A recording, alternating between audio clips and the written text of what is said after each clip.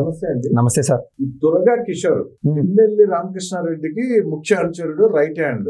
Okay. వీడు దాదాపు మాచర్లకి chairman గా ఉన్నాడు, మున్సిపల్ చైర్మన్ గా. వీడు 7 నెలల నుంచి, ఇప్పుడు ప్రెసెంట్ కూడా అతనే చైర్మన్, మున్సిపల్ చైర్మన్. 7 నెలల నుంచి పరారీలో ఉన్నాడు కూటమి ప్రభుత్వం వచ్చిన కాడి నుంచి. వీడు చేసిన అరాచకాలు అన్ని కావు జగన్మోహన్ రెడ్డి పాలనలో. జగన్మోహన్ రెడ్డి పాలన సమయంలోనే బుద్ధా వెంకన్న మీద, బోండమ్మ గారి మీద చేయడానికి దాడి చేశాడు మాచర్ల వాళ్ళు ఒక కార్యక్రమానికి వచ్చినప్పుడు. సో ఆ రోజు నుంచి వాడు ఫేమస్ అయ్యాడు, దుర్గా కిషోర్. ఆ రోజు నుంచి ఫేమస్ అయ్యాడు. ఈ దుర్గా కిషోర్ నిన్న హైదరాబాద్ లో ఎస్ఆర్ నగర్ లో ఒక లాడ్జ్ లో తాగుతూ 10 మంది రౌడీ షీటర్లు వేసుకుని తాగుతూ పోలీసులకు పట్టుబడ్డాడు. తాగుబోతూ దుర్గా కిషోర్. అసలు వీడి గురించి ఒక పూర్తి సమగ్ర విశ్లేషణ మా ప్రేక్షకులకు ఇవ్వండి. సార్, ఇది ఖచ్చితంగా చర్చించాల్సిన విషయం.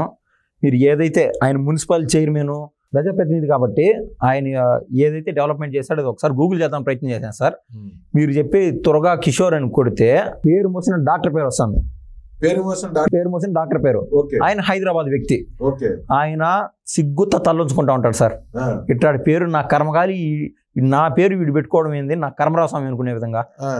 అట్లాంటోడు ఈరోజు మీరు చెప్పారు కదా సార్, మున్సిపల్ చైర్మన్. అసలు మీరు అడిగిన ప్రశ్నలో కూడా కుదిరితే అది అడిగి ఉండాల్సింది కాదు. నాకే సిగ్గు అనిపిస్తుంది. బయట మొత్తం యావత్ తెలుగు ప్రజలు కూడా, తెలంగాణ వాళ్ళు కూడా చూశారు సార్ ఆ రోజు. దౌర్జన్యం, దాడులు అంటే ఎట్లుంటాయో పరాకాష్ట సమయంలో మీరు ఏదైతే మున్సిపల్ చైర్మన్ అని చెప్తున్నారో ఆ టైంలో మనం చూసాం సార్. ఎంపీటీసీలు, ఈ జెడ్పీటీసీలు, ఎంపీపీలు ఈ ఎలక్షన్స్ టైంలో రాష్ట్ర వ్యాప్తంగా ఈ యొక్క ఏకగ్రీవంలో జరుగుతూ ఉన్నాయి. ఆ టైంలో ఈ యొక్క కాపు బిడ్డలు, మన కృష్ణా జిల్లాకు సంబంధించిన బోండమ్మ గారు కావచ్చు, అదేవిధంగా ఈ యొక్క బుద్ధా వెంకన్న గారు కావచ్చు, వాళ్ళిద్దరూ అంటే రియల్ ఫైట్ ఇస్తున్నారు ఫ్రమ్ ద గ్రౌండ్ టీడీపీ తరఫున. ఎక్కడికక్కడ ఊరైన ఆయన ఈ దాడులు ఇవన్నీ తట్టుకోలేమని టీడీపీ కార్యకర్తలు రక్తం చిందించి చచ్చిపోయిన వాళ్ళు చాలా మంది లేదు సార్, అదంతా వేరే విషయం. కానీ మనకు కంటికి కనిపించే విధంగా ప్రజాప్రతినిధుల్లో వీళ్ళిద్దరు రియల్ ఫైట్ ఇచ్చి ఆ యొక్క మాచర్లకు పోయినారు. అందరికి మిగిలిన వాళ్ళకి భరోసాగా సార్ గడ్డ మీద కాలు పెట్టారు. అప్పట్లో అరాచకాలు జరుగుతున్నప్పుడు మనం మాచర్ల అనే సినిమా కూడా వచ్చింది సార్. అంటే ఇంకొక పేరు ఏదన్నా పెట్టుకోవచ్చు కదా, ఈస్ట్ గోదావరినో, వెస్ట్ గోదావరినో, శ్రీకాకుళంలో ఏదో పెట్టుకోవచ్చు కదా. మాచర్ల అంటే ఆ పేరులోనే ఒక వైబ్. అంటే దాన్ని అంత వైబ్ తేయడానికి ముఖ్య కారకుడు ఎవడన్నా ఉన్నాడంటే ఆ పిన్నెల్లి రామకృష్ణారెడ్డి. గత 30 సంవత్సరాలకు పైన సార్ వీళ్ళ నేరపూరిత చరిత్ర అన్నదమ్ములది. పిన్నెల్లి రామకృష్ణారెడ్డి, అదేవిధంగా వాళ్ళ తమ్ముడు పిన్నెల వెంకటరామరెడ్డిది. అవును, మీకు కంటికి కనిపించేది ఎమ్మెల్యే అలవాటు అయిపోయింది సార్. అంటే గతంలో ఎమ్మెల్యేని ఎందుకంటున్నానంటే, గతంలో ఏ ఎలక్షన్ జరిగినా కూడా లైవ్ ఎగ్జాంపుల్ మనం ఈ గూగుల్లో కొట్టినా తెలుస్తుంది, యూట్యూబ్లో కొట్టినా తెలుస్తుంది.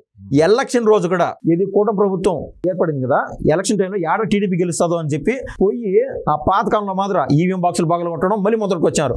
ఎందుకు బాగలు కొట్టామంటే ఈవీఎం బాక్సులో పాము దూరిందంట. వీడికి ఎందుకు సార్? ఓకే. సో అంటే వీళ్ళ విషయం అంతా దాడి చేసే విధంగా ఉంటుంది. అంటే శేషగిరిరావు అని చెప్పి Telugu Desam party agent polling booth లో ఉంటే ఆయన తల కూడా పగలగొట్టించారు. అదే విధంగా 10 సంవత్సరాలు 12 సంవత్సరాలు దీని సార్ ఒక మహిళ, శ్రీదేవి అనుకుంటా ఆవిడ పేరు, ఆయనతో పాటు క్యారీ ఆన్ అయింది.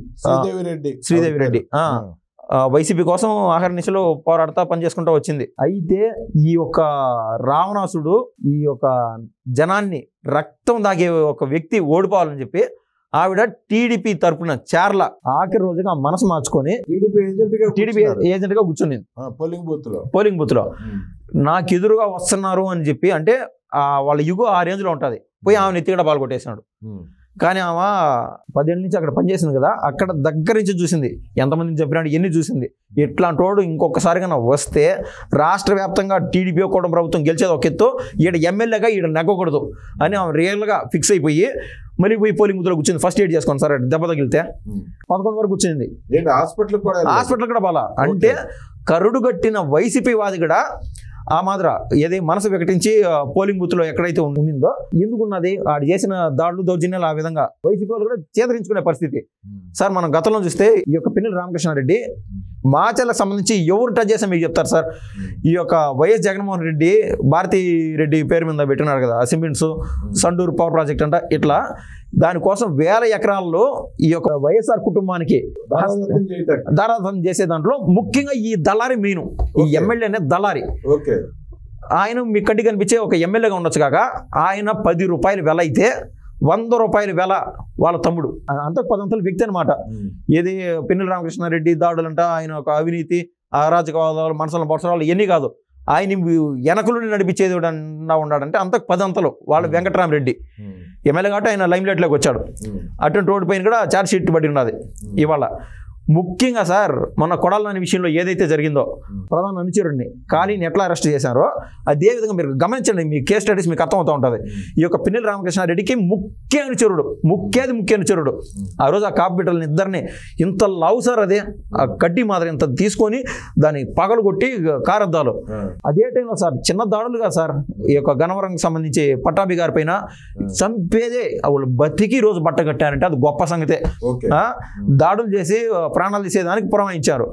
ఆ కేసులో మీరు చెప్పే ఉన్నారు కదా responsible person chairman, Macherla chairman, ఆ చైర్మన్ మున్సిపల్ చైర్మన్ ప్రజాప్రతినిధి ఏం చేస్తున్నాడు, ఎక్కడన్నా ఏమన్నా నిధులుగా వస్తే అటు ఏదైనా పనులు చేపించడమో, అయ్యా ప్రభుత్వం మీదే ఉన్నది కదా వాళ్ళ పనులు జరుగుతున్నాయి బా అంటే 1 నెల 2 నెలలు 3 నెలలు మనం ట్రై చేస్తూ ఉంటే పనులు అయ్యే టైంలో నిధులు వచ్చినప్పుడు పనులు జరుగుతూ ఉంటాయి.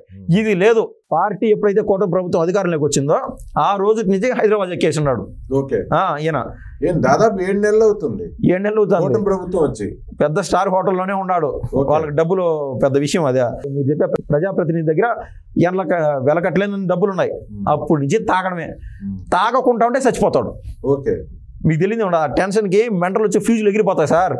ప్రతిరోజు అటువంటి దరిద్ర బతుకు బతకడం ఎందుకు, అసలు నువ్వు ఆ పాపాలు చేయడం ఎందుకు? ఫస్ట్ ఆఫ్ ఆల్ అంటే ఇప్పటికీ అతను మున్సిపల్ చైర్మన్ గానే ఉన్నాడు కదా, అలా హైదరాబాద్ లో ఉండటం ఏంటి, మాచర్లను గాలికి వదిలేయటం ఏంటి?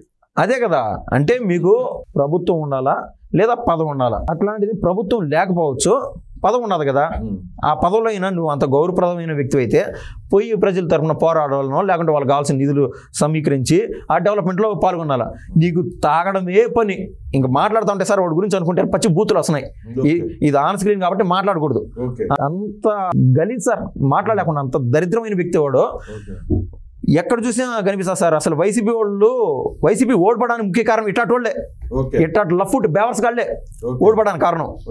చూసాం కదా, ప్రతి ఒక్కరు మనసులో కలచివేసే విధంగా సార్ యావత్ కాపు కమ్యూనిటీ ఏకమైపోయింది సార్ వీడి వల్ల.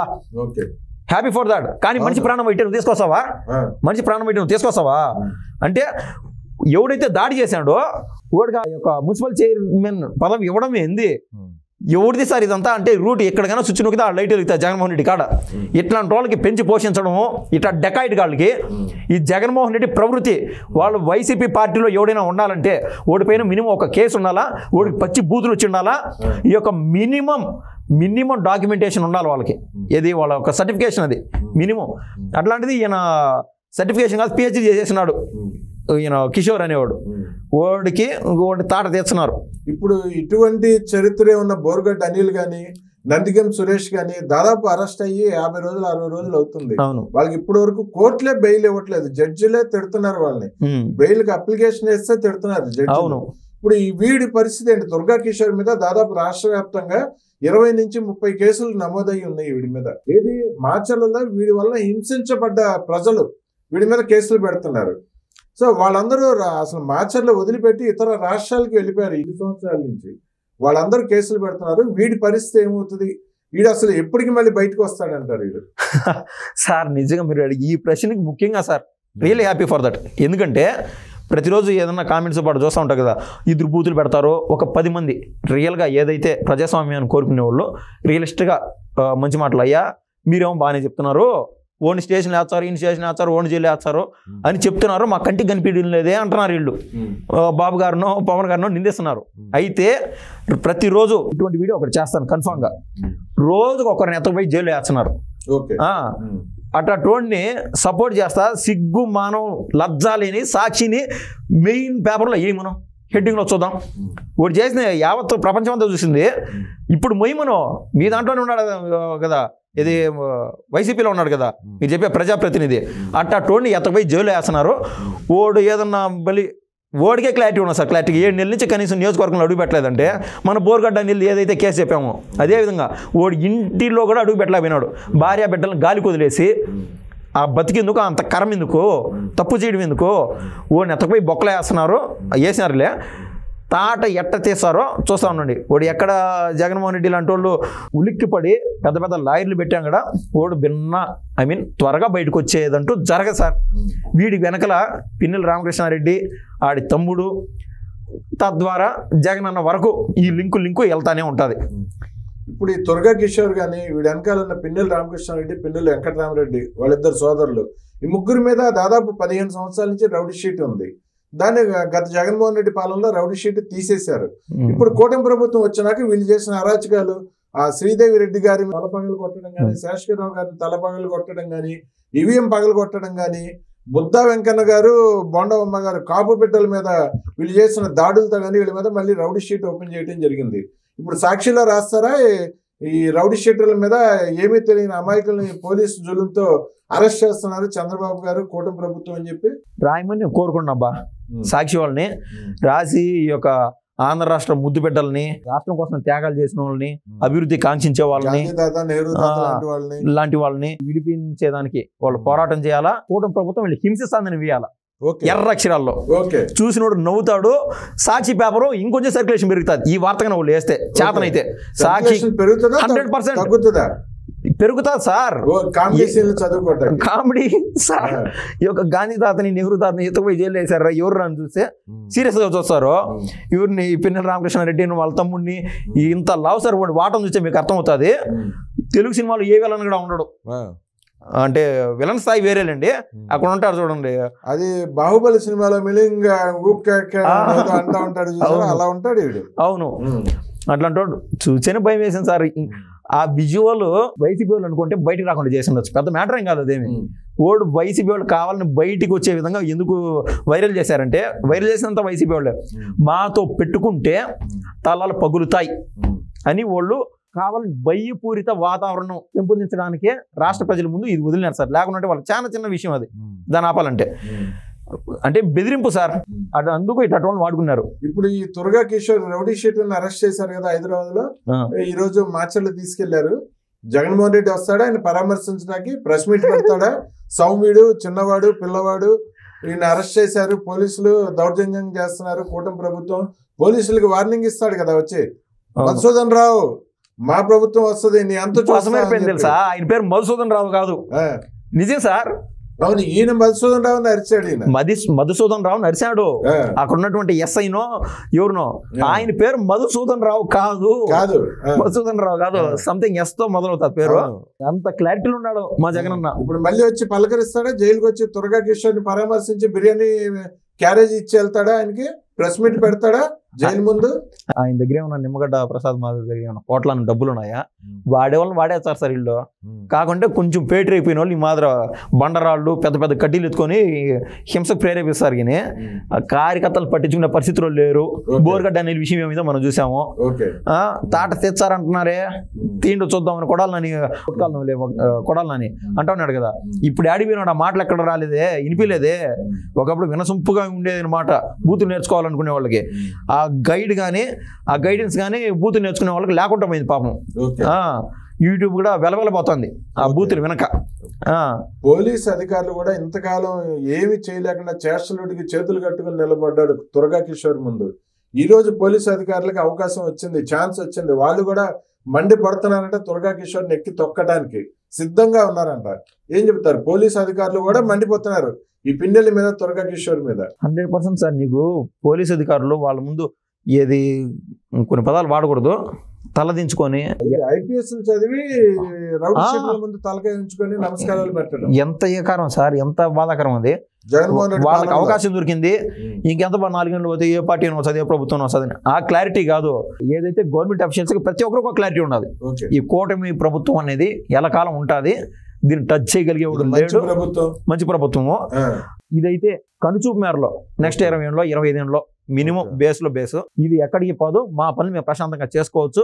మాకు ఎవరైనా అడ్డపడితే తాట తీసేవాళ్ళు 3 త్రిమూర్తులు ఉన్నారు అక్కడ. ఎవరు చివరి వరకైనా విషయం పోతే బాబు గారు, లోకేష్ బాబు గారు, కళ్యాణ్ బాబు గారు, ముగ్గురులో ఎవరు చివరి వరకైనా పోతే తాట తీసేవాడు స్వయాన కనిపిస్తారు. వాళ్ళకు ధైర్యంగా పనులు చేసుకున్నారు సార్ గవర్నమెంట్ అఫీషియల్స్. చాలా హ్యాపీగా ఉన్నారు వాళ్ళు. ఈ తురగా కిషోర్ గాడికి కనీసం 1 సంవత్సరం వరకు బెయిల్ కూడా రాదు సార్. బెయిల్ వస్తుంది, మళ్ళీ ఈ ఉండే వీడికి 28-30 కేసుల్లో వేరే పోలీస్ స్టేషన్ వచ్చి ఎతకపోతా ఉంటారు. ఒక సంవత్సరం వరకు వాడు బయటికి ఎండను చూసే అవకాశమే ఉండదు. ఒక సంవత్సరం వరకు బయటికి రాడు. 100% ఇది చేసిన అరాచకాలు ఎన్నో సామాన్యమైంది కాదు. ఎంతమంది బయటకు వస్తున్నారు ఇవాళ. సార్ బోరగడ్డ అనిల్ అనేవాడు యొక్క జీవిత చరిత్ర అందరికి ఒక ఉదాహరణ. ఆ రెండో వ్యక్తి అందరూ బోరగడ్డ అనిల్ మర్చిపోతున్నారేమో, మళ్ళీ వైసీపీలో వీడు తయారైపోయినాడు. వీడి జీవితం కూడా అందరికీ ఉదాహరణ. వాడు బయటికి వద్దామని బెయిల్కి అప్లై చేసుకునే లోపు వేరే పోలీస్ స్టేషన్ వాళ్ళు ఆ యొక్క జైలు బయట వేచి చూస్తా ఉంటారు వీళ్ళ కోసం. ఒక్క సంవత్సరం ఖచ్చితంగా జైలు నుంచి బయటికి రాడు. ఎందుకంటే మన వాళ్ళ దగ్గర నేను అప్పటికప్పుడు కొంచెం ఇన్ఫర్మేషన్ తెప్పించుకుంటా ఉంటాను సార్. అందులో క్లియర్గా వాడు చేసిన దాంట్లో నేను ఎక్కడైనా మిస్ అవుతానని చెప్పి వాడు ఏం చేశాడో దాన్ని 1-2 విషయాలు నేను చెప్తాను. 2024లో పోలింగ్ రోజున చాలా మంది టీడీపీ కోసం పనిచేసే వాళ్ళని తలల బొగ్గలు కొట్టాడు.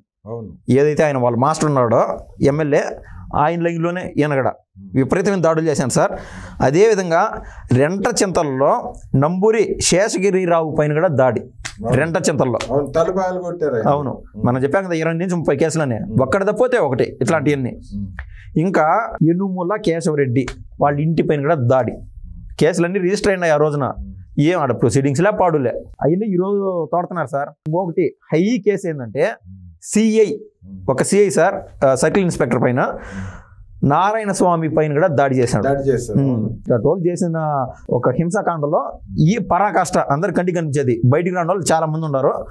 వాళ్ళు కూటమి ప్రభుత్వం వచ్చాక ఎక్కడ పడితే అక్కడ కేసులు పెట్టినాడు. వాడు 1 సంవత్సరం కాదు, సాధ్యమైన రోజులు జైలుకి రాడు. అది సార్. ఓకే అండి, థ్యాంక్ యూ అండి. థ్యాంక్స్ అండి.